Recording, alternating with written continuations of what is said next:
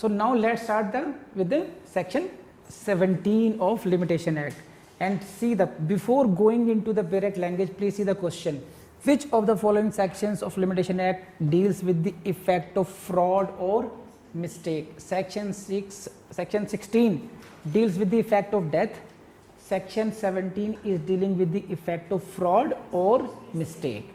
तो first prelims question will come from the heading itself, और heading को आप जबरदस्त तरीके से याद कर करके भूलिए, ठीक है। प्लीज रिवीजन के महत्व को समझिए। If you revise on daily basis nobody can fail you.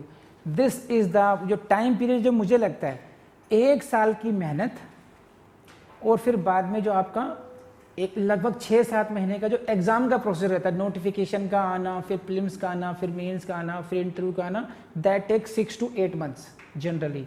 तो कितना हो गया ये? इट इज अबाउट 2 years का प्रोग्राम हो गया आपका ये। This is enough time to become जज। इससे ज्यादा अगर आप टाइम ले रहे हैं, it means you need to check yourself. कहीं ना कहीं गलती है, कहीं ना कहीं फ्लॉ है, पढ़ने में फ्लॉ है, समझने में फ्लॉ है, या कहीं ना कहीं फ्लॉ है उसको करने के लिए। और सबसे अच्छा तरीका इसको बीट करना है तो जो golden rule is 2 hours revision. अपनी ज़िंदगी के 24 घंटे का दिन जो होता है उसमें से 2 घंटे एकदम अलग कर दीजिए। 1 महीना फॉलो करके देख लीजिए, 2 घंटे का रिवीजन का नियम नहीं तोड़ेंगे हम लोग बस। और रिवाइज आप 2 घंटे में मेरे ख्याल से 4 किताबों को तो आराम से कर सकते हैं। आधा घंटे का रिवीजन बहुत होता है। जैसे एविडेंस एक्ट करना है, 30 मिनट का टाइमर लगाइए, 30 मिनट में जितने भी सेक्शन रिवाइज हो गए you close it, then IPC, then CrPC, then CPC, whatever subject कोई भी हो सकते हैं। अब 4 बुक्स को आपने आधा घंटा रिवाइज कर लिया, तो हफ्ते 10 दिन में आपकी 4 किताब का रिवीजन रिपीटेडली हो जाएगा। ऐसे ही सेक्शंस आपको इतने रट जाने चाहिए प्रोविजंस कि उनको लगना ही नहीं चाहिए कि रिवीजन की जरूरत है। किसी ने कहा सेक्शन 16 हाँ ये लो, 17 हाँ भाई साहब ये लो, ऐसे होना चाहिए। कोई भी सेक्शन पूछे, कहीं से पूछे कि आपको बुक्स खोलने की या बेरेट खोलने की जरूरत पड़नी ही नहीं चाहिए, नोट्स पढ़ने की जरूरत नहीं पड़नी चाहिए। And it is possible, only 1 rule, कोई इसमें सीक्रेट नहीं है, सिर्फ ये है 2 घंटे का रिवीजन को आप टाइम स्पेयर कर दीजिए। और यही इतना इम्पॉसिबल बना लेते हैं आप लोग कि जैसे पता नहीं मैंने आपको गुर्दे मांग लिए, किडनी मांग ली, क्या मांग लिया आप लोगों से कि 2 घंटे कहाँ से थे, है ना। 2 घंटे खुद के दीजिए बस, dedicated 2 hours only for revision. Revision का मतलब क्या है कि जो आप लोगों ने याद कर लिया। देखिए 3 स्टेज होती हैं। First stage is reading, you are just reading a book और रीडिंग ए बेरेट, first stage. Second stage is understanding, कि you are trying to understand what is the concept actually. तो first and second can be club together, पढ़ लिया समझ लिया, which we do in the class. Third stage is learning, कि you are now cramming कह सकते हो, learning, उसको याद करना रिपीटेडली, उन वर्ड्स को, उन सेक्शन को अपने दिमाग में बैठाना एक बार। तो it will take 30 minutes about एक सेक्शन को रटने में। Now third stage is crossed, now fourth stage will come revision. तो दिस 2 hours की जो टाइम मैं बता रहा हूँ जो रिविजन की चाहिए, this should be only for revision. This is not for reading, understanding और क्रैमिंग वाला काम अगले 22 घंटे में करना है आप लोगों ने। इस 2 घंटे में ओनली एंड ओनली रिविजन। और 2 घंटे मैंने 4 बुक्स कही हैं, थोड़ा सा लीनियंट होकर बोला है ताकि आपको ऐसा नहीं लगे कि मैं असंभव से बोल रहा हूँ। अदरवाइज 15-20 मिनट में एक बुक अगर लर्न कर रखी है आपको, रिवाइज हो जाती है फटाफट। आईज क्लोज कीजिए और फिर देखिए कितने तेजी से रिवाइज होता है वो।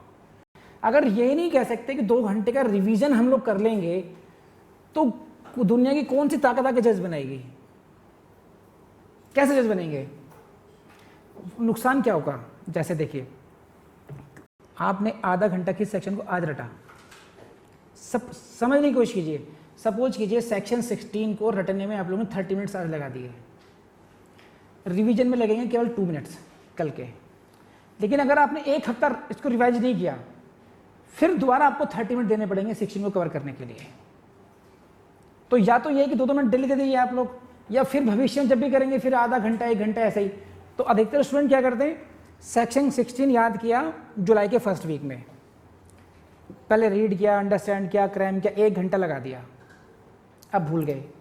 फिर जुलाई में, अगस्त में याद आया, फिर 1 घंटा लगाया, फिर 1 महीने बाद फिर याद आया। हर बार उसको 1 घंटा देना पड़ रहा है और एग्जाम में भी पूछ रहा है क्या था इसमें वो। ये कैलकुलेशन की बात कर रहा हूँ मैं कि इट मीन्स एक ही सेक्शन पे आपने 10 टाइम्स और 15 टाइम्स टाइम ज़्यादा भी दिया और फिर भी वो आपके पकड़ में नहीं आया सेक्शन, ये है फेलियर का ये। लेकिन अगर आपने 30 मिनट्स के बाद में उसको संभाल लिया, 1-2 मिनट डेली रिवाइज कर रहे हैं उसको, बस 1-1 मिनट बस, तो वो आपका टाइम जो कंज्यूम होगा वो भी 10 टाइम्स लेस होगा और एग्जाम में आपकी परफॉर्मेंस जबरदस्त तरीके से अच्छी होगी। वो कितना बड़ा डिफरेंस है इस बात का। आप एक ऐसे समझिए कि एक मोबाइल को आपने 10 टाइम्स पैसे खर्च करे और जब इंपॉर्टेंट कॉल करने आई वो फिस हो गया।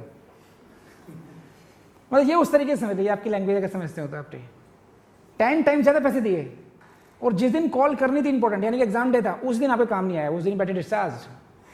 सिंपल। तो ऐसा करना चाहेंगे आप लोग? इससे बचने का एक ही तरीका है, डेली रिवीजन बस।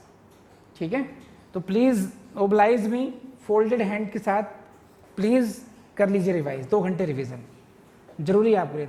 थोड़ी शर्म ऐसी आ जाए, है कि नहीं? चलिए सेक्शन 16 शुरू करते हैं। 17.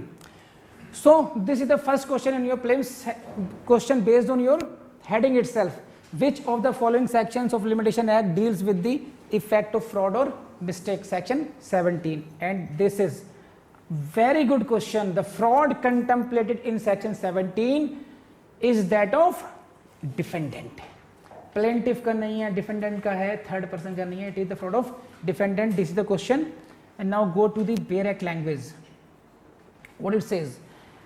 Where in the case of any suit or application, again please highlight suit or application, for which a period of limitation is prescribed by this act. Please, this line is equally very important. What? For which a period of limitation is prescribed by this act. Meaning thereby section 17 will be applicable only on the suits for which a period of limitation is prescribed by this act. It means if there is a suit or if there is application, whatever, and for which limitation period is not prescribed by this act, it has not been dealt by this act, section 17 will not be applicable in that case. Are you getting समझ नहीं? अगर देखिए जो इसका limitation act में schedule दिया हुआ है लास्ट में, उसमें लिमिटेशन पीरियड दिए हुए हैं, किसी का 90 डेज, किसी का 3 साल, किसी का 12 साल, किसी का 30 ईयर्स, इस तरीके से लिमिटेशन पीरियड दिए हुए हैं, है कि नहीं है? Limitation periods have been prescribed in the schedule, 30 days, 90 days, 3 years, 12 years, like that there are limitation period prescribed in the schedule. Now supposedly there is a suit or there is a application for which there is no mention of in the schedule, then section 17 will not be applicable in that case because of these lines for which a period of limitation is prescribed by this act. समझ लेंगे आप लोग, कर लेंगे. So section 17 is applicable only in case of any suit or application for which a period of limitation is prescribed by this act. I think this is very much clear to you now. ठीक है?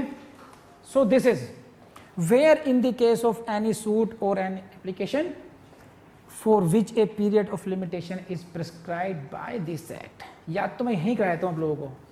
आगे बढ़िए. Now this is very important for you now.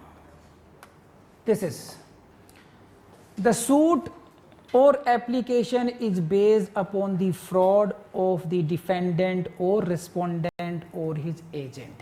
This is first. The such suit which you want to file, the application which you want to file, that is based on the fraud of the defendant, respondent or his agent. This is like this, and please highlight these words, fraud of the defendant, respondent or his agent, because you can see the question from here. You have seen this. See this. This was the question. Fraud contemplated in section 17 is that of whom? Defendant.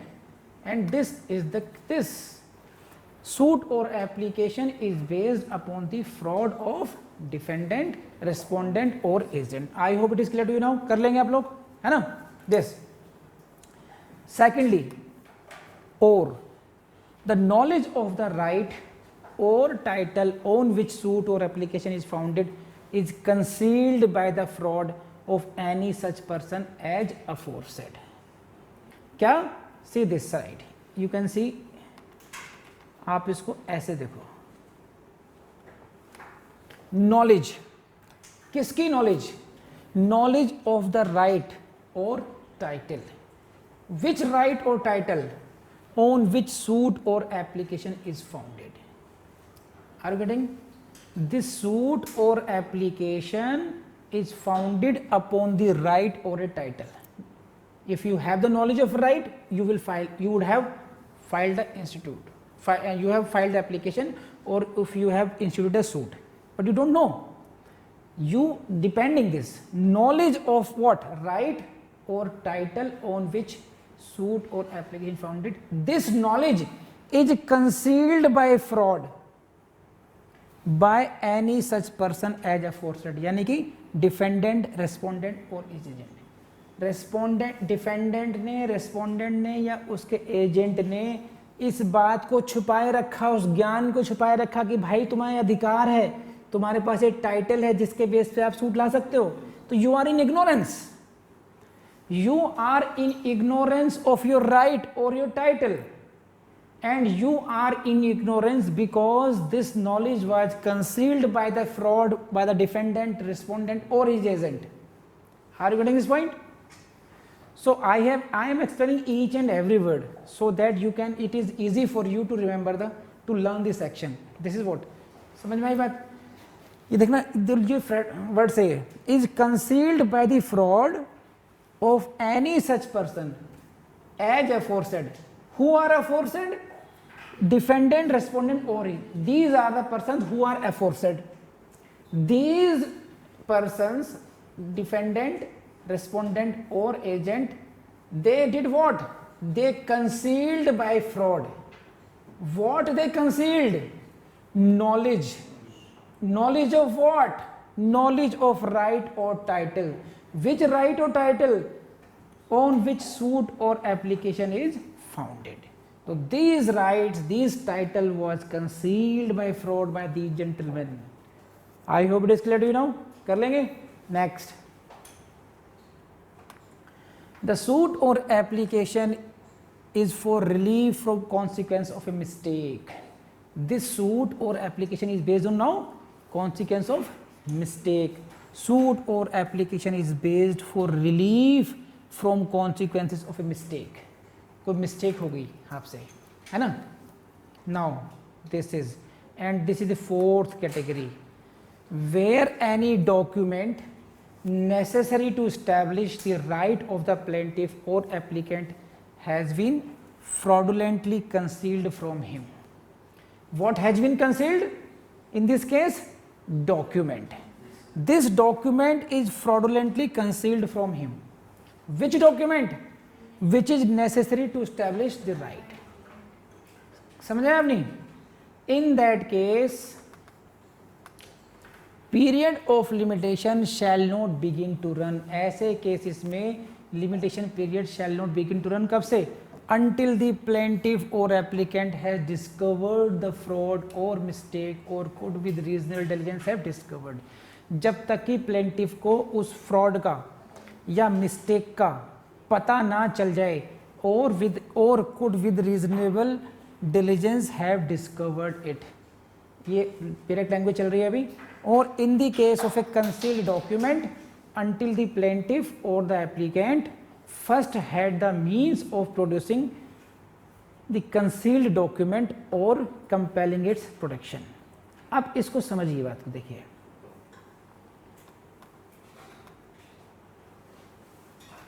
मैं इसी पर आता हूँ. पहला suit था ये, when the suit is based upon the fraud of the defendant. सही है. Now I am the person to whom you, suppose कीजिए there is a contract between you and me, got it? लेकिन you caused me to enter into that agreement by fraud. आपने मुझसे कहा कि ये आप एक फैक्ट्री ले लीजिए, you please take this factory, and इस फैक्ट्री की जो गुडविल है, दिस है, दैट है, बहुत सारी चीज़ें हैं, फ्रॉडली मेटेरियल चीज़ें अपने से छिपाई हैं आपने, ऐसा मान लीजिए आप. ये सही है. Now there was a fraud as per section 17. this contract becomes voidable. Are you getting this point? Contract Act में section 17 defined fraud. Now this is a voidable contract. Now I can bring the suit to declare that contract void now, to get it annulled. मैं उस contract से हटने के लिए, उसको resign कराने के लिए, void घोषित कराने के लिए सूट ला सकता हूं, है ना? Now this is a suit based upon the fraud of the defendant. सही है? In that case अगर ये fraud का मामला होगा तो law is what? The period of limitation.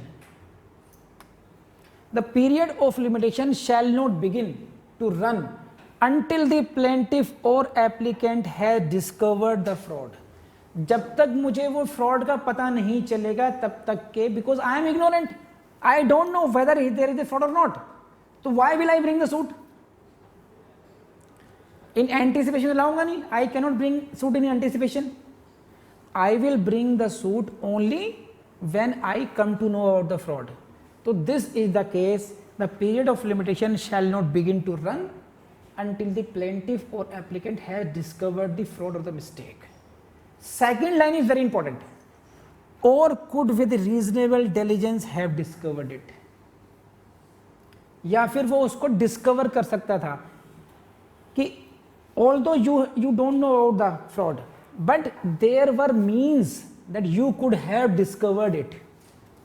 For example, ऐसे मान लीजिए कि सपोज कीजिए मुक्तेश की शादी होनी है and his parents and he himself are in the search of a good bride. Now they come to know about a mohalla girl, मोहल्ले में रहती है आसपास में ही, and they said that she is very beautiful, this that, and she is MBA LLB this that. Okay, no problem. No, would you like to see the girl? No, it's okay. आप पे विश्वास करेंगे. Mr. Ramesh is the mediator. Now Muktesh relied upon his whatever he said. The girl is so beautiful, agreed. The girl is highly educated, agreed, whatever. तो एक बार पूछा लड़की देखना चाहोगे, मुझे विश्वास करेगा. सर आप हो तो साथ साथ पढ़ते हैं, कोई बात ही नहीं है. Now शादी हो गई. अब शादी होने के बाद में जब उसने बोला पहला वर्ड तो समझ में नहीं आया वेदर वोट वो बोल क्या रही है, समझ क्या रहे हैं. तो the things were different all together. तो सारे सपने टूट गए. तो this is a fraud discovered on the very first day. Got it. Sometimes इसी केस में मैं एग्जैक्टली देखो करा पा रहा हूं, आई डोंट नो, लेकिन he had means, could with reasonable diligence have discovered it. He could have discovered the कि मेरे साथ हो क्या रहा है, और पहले भी पता चल सकता था इसको. तो मैं केवल इस फ्रेज को समझाना चाह रहा हूं. There are sometimes material before you कि if you use your reasonable diligence you could have discovered the fraud practiced upon you.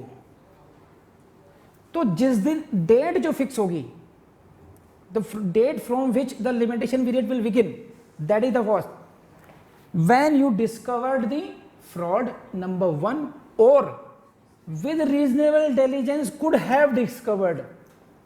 You were having the opportunity to discover that, but you did not. You remained negligent. Now you cannot say. Are you getting this point or not? तो दोनों ही बातें हैं. Time will run against you when you have discovered the fraud, or when you could have discovered it with reasonable diligence. समझे आप? ये बात नहीं है. अब this is the case of fraud. Now come to this second.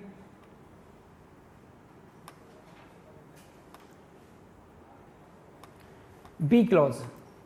When the knowledge of the right or title on which suit application is founded is concealed by fraud. Again you have this knowledge is concealed. Supposedly कि there is a person, Mr. Atif कह लीजिए, है ना. आतिफ के लिए there were certain properties which were left over to him by a relative. Now Atif is going to become a judge. He has taken such a wonderful decision, so I rely upon his wisdom. Therefore, entire my land of crores should be vested in him. This is a title deed for him. अब मुक्तेश को चल गया पता कि अगर ये property की जानकारी हो गई इसको तो मुझसे आगे निकल जाएगा। So he concealed it by the fraud, जो लेटर इंफॉर्मेशन आया है इसने उठा के अपनी जेब में रख लिया। Are you getting this point? So this is the concealment of fraud, concealment by fraud of the knowledge of the right or title. If he had the knowledge, he would have brought the suit to recover it. Got it or not? Now again the same line, he can bring the suit, period of limitation shall not begin to run until he has discovered that knowledge. सही है? Okay? तो और could have with same rule as in the case of first. Are you getting this point? कि discovered the period of limitation shall not begin to run until the plaintiff or applicant has discovered the fraud or could have reasonable diligence discovered it. तो दोनों ही you will remember both things. आपको दोनों ही बातें याद रखनी पड़ेंगी कि discover कर लिया या डिस्कवर कर सकते थे। सही है? दोनों ही केस में हो गया। Now third clause was what? It was regarding, see, the suit or application is for relief from the consequence of the mistake, because of this mistake. This is the case of unjust enrichment, quasi contract. We read it section 68 to 72 in the contract act. Quasi contract, when someone has left with you something by mistake, है ना, and you use that. Suppose कीजिए कि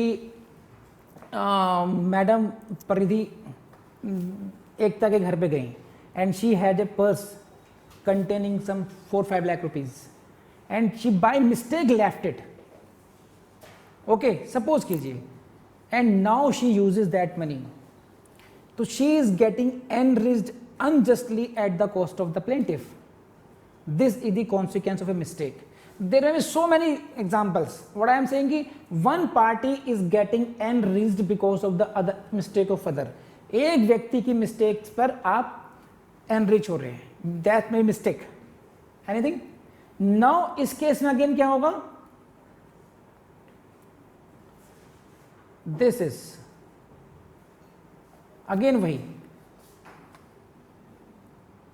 consequence mistake. Same line, the period of limitation shall not run begin to run unless he has discovered the mistake. जिस दिन से mistake का चल गया पता, उस दिन से काउंटिंग शुरू हो जाएगी. Your period of limitation will start when you discover the mistake, and again same, or you could have with reasonable diligence discovered it. कर लेंगे. And now this is the fourth clause is what? Knowledge उसकी document की. Where any document is necessary to establish the right of the plaintiff or applicant has been fraudulently concealed from him. In that case, limitation period